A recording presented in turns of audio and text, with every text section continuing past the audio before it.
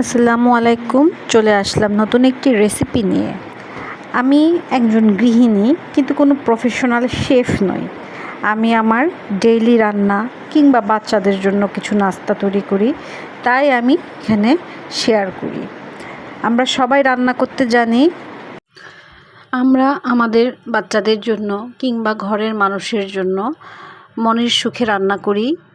যে যেটা পছন্দ করে তাদের জন্য ভালো করে সেই রান্নাটা করে দেওয়ার চেষ্টা করি। তাই আমি বলি, আমরা প্রতিটা গৃহিণী বা প্রতিটা মেয়েই একজন শেফ। আজ তৈরি করে নেব টুনা মাছের কাবাব।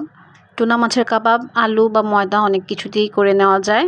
আমি কিছু টুনা মাছ নিয়েছি, লবণ আর হলুদ দিয়ে সিদ্ধ করে নিলাম, আর কিছু আলু সিদ্ধ করে নিয়েছি।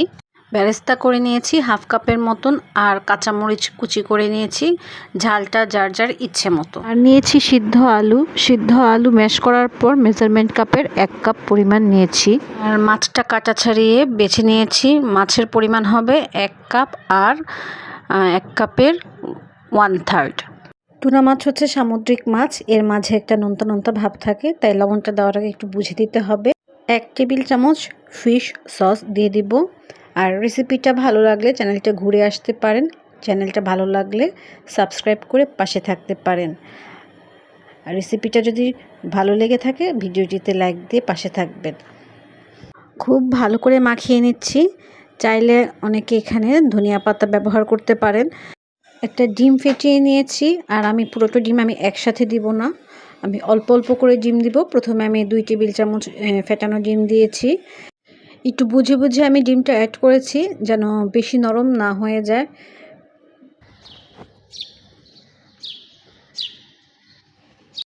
পরবর্তীতে মনে হলো আমাকে আর একটু ডিম যোগ করতে হবে, তাই আমি আরও 1 টেবিল চামচ ডিম দিয়ে নিলাম। খুব ভালো করে মাখানো হয়ে গেলে আমি সমান সমান কতগুলো ভাগে ভাগ করে নিয়েছি। সমান করে ভাগ নিলে প্রতিটা চপ সমান সাইজের হয়।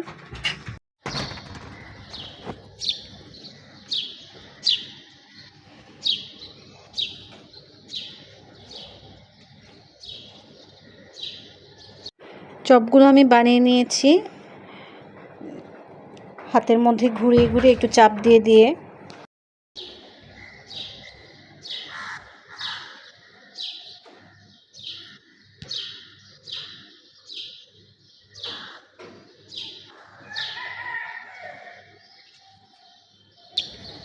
রান্না তো একটা শিল্প, বুঝে বুঝে আন্দাজ করে করতে হয়। এই যেমন এই চপটা করতে যে আমার একটা আস্ত আলুর অংশ হাতে পড়লো, আমি চাপ দিয়ে আবার এটাকে ঠিক করে ভরে নিলাম।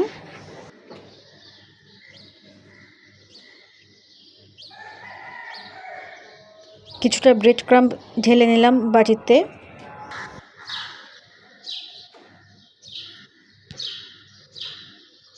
এখন চপগুলো নিয়ে আমি ফেটানো ডিমে 2 পাশ ভরিয়ে ব্রেড ক্রাম্বের মধ্যে দিয়ে দিচ্ছি।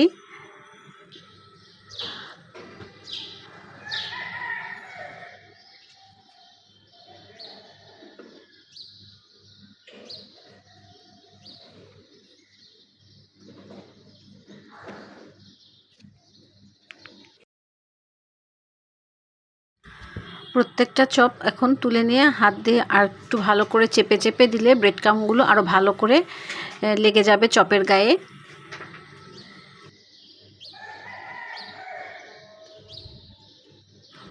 এরপর চপগুলোকে আমি মিনিমাম 1 ঘন্টা ডিপ ফ্রিজে রেখে দিব। তেলটা হালকা গরম হলে আমি আস্তে আস্তে চপগুলি দিয়ে দিলাম।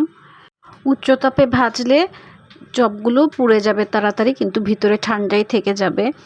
তাই আমি মিডিয়ামের থেকে কিছুটা কম আঁচে আস্তে আস্তে ধৈর্য ধরে ভেজে নিলাম।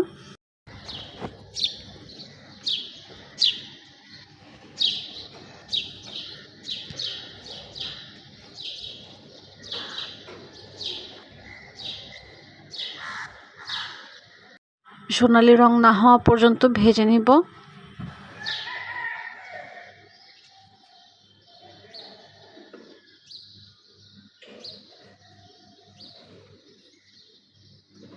এই মাছে আছে ভিটামিন B12 ও ওমেগা 3 ফ্যাটি অ্যাসিড। আর এই টুনা মাছের চপটি খুবই স্বাস্থ্যকর, বিকালে নাস্তায় চায়ের সাথে খুব ভালো জমে যাবে। এছাড়াও বাচ্চাদের টিফিনে খুব সুন্দর করে দিয়ে দেওয়া যাবে। ফ্রোজেন অবস্থায় এই মাছের চপটি আমি 1 মাস সংরক্ষণ করে রাখতে পারি এয়ারটাইট বক্সে ভরে।